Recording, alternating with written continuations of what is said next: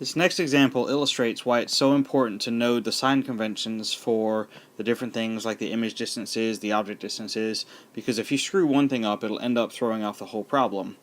So for this problem, it's said that an 8 centimeter tall object, so we'll start by writing down that the height of the object is 8 centimeters, is placed 40 centimeters away from a thin lens. So the object distance, the DO, is 40 centimeters, which produces an image on the same side as the object 15 centimeters away from the lens. So the DI is equal to 15 centimeters.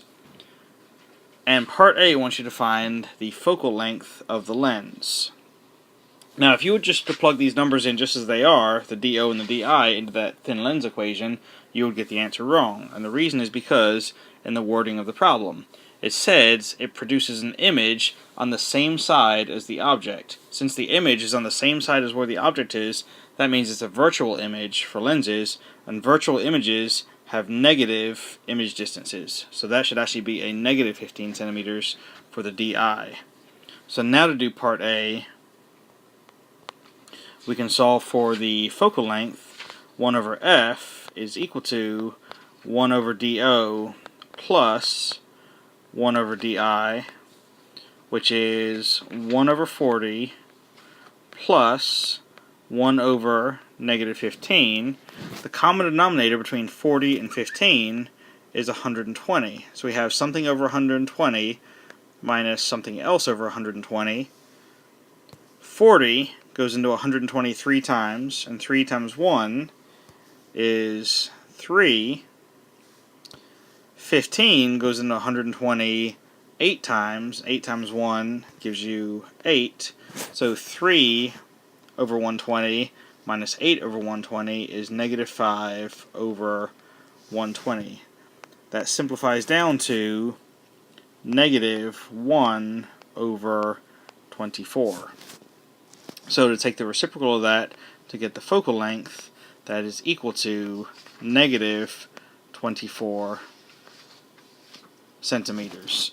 This will now also answer part B. What type of lens is this? You can tell what type of lens it is just by whether the focal length is positive or negative. Since we have a negative sign on there, that means it is a diverging lens. So that is part B. For part C, how tall is the image? We first need to figure out the magnification of the image, which is with the equation negative DI over DO.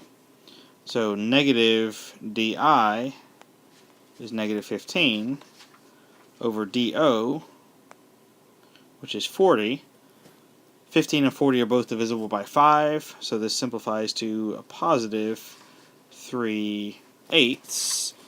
And then the height of the image is equal to the magnification times the height of the object.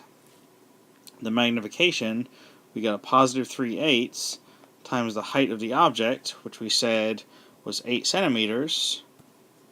So 3/8 times 8 times 8, the 8's cancel, and you're left with a height of 3 centimeters.